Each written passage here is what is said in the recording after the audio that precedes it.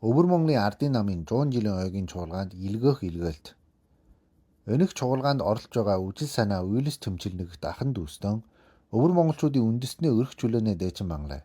Бөлөг тэмдэг болсон өвөр Монголын ардын нам байгуулагдсны 100 жилийн ойгийг тохиолдуулан чин сэтгэлийн халуун мэдчилгээ төвшүүлж төмөр торын чанаас та бүхнийг төвөрж байна.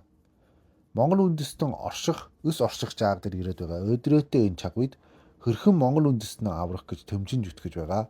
Чаанагчд хэрхэн төмжин зүтгэх вэ гэдгийг хөлчин зөвлөлдөх гэж байгаа бид нэр газрын холоос хуран чугларчээ. Тэртээ 100 жилийн өмнө монгол үндэстний байдал хүнд байсан. Гадаадын судлаачид сүнж мөхөж байгаа үндэстэн гэж дүгнж байлаа. Өнөөдөр монгол үндэстэн шилдэг хөвгөд яхтынхаа бэлэг оюун хичээл зүтгэл ам хайргүй төмчлийн ачаар сүнж мөхөөгүй өсөж үржинэ. Хөгжиж дэвжин устгаж үгөө хийх гэсэн харийн харьцлуулуудыг давж туулан ялж дийлэн чагийг өдөн оршсоор байна. Харин 100 жилийн хугацаанд том эжент гүрнүүд мөхсөн, задарсан, жижигэрсэн байна. Үндэст нь эжент гүрнөөс урт настай байдаг ажгүй. Энэ баатарлаг түүхийг бүтээгч, үе үеийн тэмцэгч, эх орончтой хүндлэн дөдөлж, залгамж хойч үедэн танилцуулъя. Өнгөрсөн 100 жилд өвөр Монголын ардын нам, өвөр Монгол жун олныхаа эрх ашигын төлөө ам биеэн жулааслан тууштай тэмчиж, нэг үе гартаан живсэг барин босож, амжилт ялалт харьхаслал хатлагийн элинч үжиж олон сорилтыг даван дуулсан ч бүхийж ночиж ухарсангүй байлаа. 100 жилийн өмнөх өвөр Монголын үндэстний өрх чөлөөний хөдөлгөөнд Монгол улсын иргэд оролцож байсан түүхтэй. Нэгтэж нийлэх, ойрцож нягтрах гэсэн Монгол үндэстний 20 дугаар зууны хүчрэг хөдөлгөөнүүд бүтгээрэх мартагдах ёсгүй байлаа. 20 дугаар зуунд өвөр Монголын малчдын бэлчээрийг хасж хавьтсан бол 21 дугаар зуунд бэлчээр нутгийг булааж нүүдлийн соёл иргэншил уламжилт аж төрөх ёсны үндэс суур болсон мал аж ахуйг хааж хорсон. Сүүлдээ Монгол бичгийг хүүхдүүдэд заахыг хязгаарлаж Монгол соёлыг устгаахыг зорсон. Өвөр Монгол даяар гашуун жовлогын дуун чурааж байна. Өнөөдөр Монгол үндэстний олонхий дарангуйлын дор жовд жүдэн оршиж байна. Улаан малгайтны урвалгаан, колончлох дээн дажин, баруунтныг дарах, өвөр ардын намыг малтаж арилгах, соёлоо хувьсгалгоод хүй төрлөөр устгах олон аюулт харьцлыг өвөр монголчууд туулж гарчээ. Тэгвэл монголчуудын тусгаар тогтнол, өрх чөлөөний үлгийг өгж байсан Монгол улсад Хятадын нөлөө хэрөө сэтэрчээ. Монгол улсын төр засаг, нийгэм, хөвлөн мэдээлэл, олон нийтгээд бүр луугын саварт атгажээ. Дэлхийн засгийн газрууд өнөөдрийн мөн жоосыг бодож, их аюулыг үл мэдэгч болж, хүн төрөлхийтэнд эсрэг хүй төрлөөр устгах гэм төргийн өмнө нүдэ анж, чихөн дарж, амаан таглан суусаар. Монгол бичиг хөл соёлоо өмөөрн дуурахаар манайд Хятадын эсрэг үйл ажиллагаа гэд 10 жилөөр ял өгдөг болжээ. Хятад улс чамайг хориулсан гэдэг үгэнд би эхэндээ өргөлдөг байсан ч өнөөгийн бот байдлыг хараад өргөлжгөн боллоо. Чөөхөн тод үндэстэн оршин тогтноо гэдэг ерөөсөө тэр чигээрээ дэрсэл төмчил гэдгийг өс ухварлж Монгол бол манай хэсэг гэх бодлоготой гүрний үгийг 100% дагаж хөлөөн хуглах түүн гүйж хөлөөн суглах шахам ул долоох болсон улс төрчдийг мөнх дөнгөр өршөхгүй.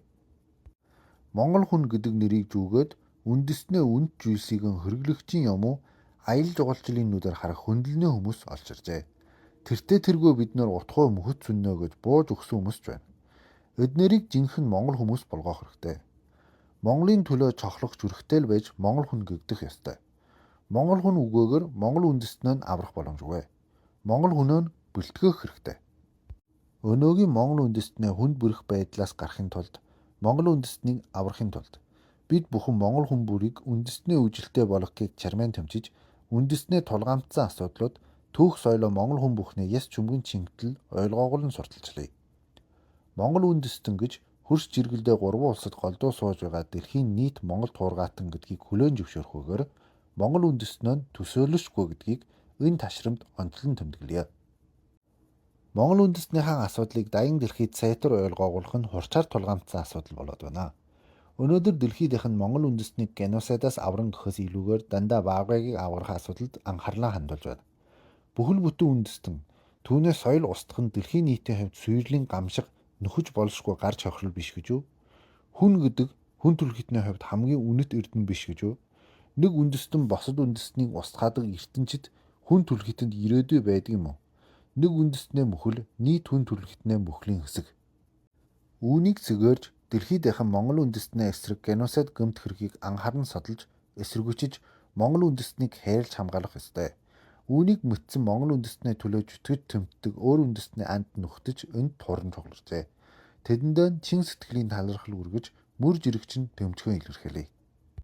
Чанагш дарангуйлын эсрэг Монгол үндэстнээ гих ховсгоолыг хийж Монгол үндэстэнд өрөх чөлөө, арчил, хүнээ өрөх, үндэстнээ мандал бадрал, аюулгүйн байдлыг бүрэн дүүрэн авчрах шаардлагатай билээ.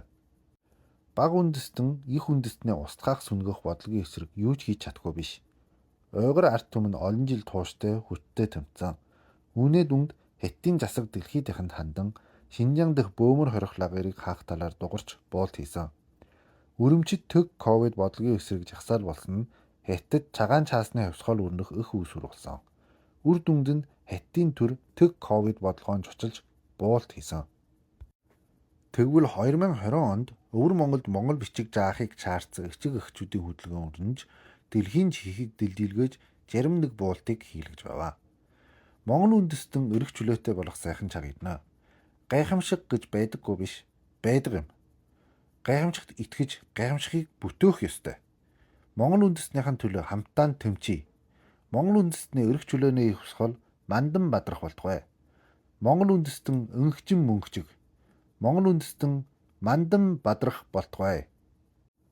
Монгол улсын иргэн Чулуун доржийн мөнх 2 амгуулгын шоргонгоос хүндэтгэн эслэв. 2025 оны 9 сарын 24-ний өдөр.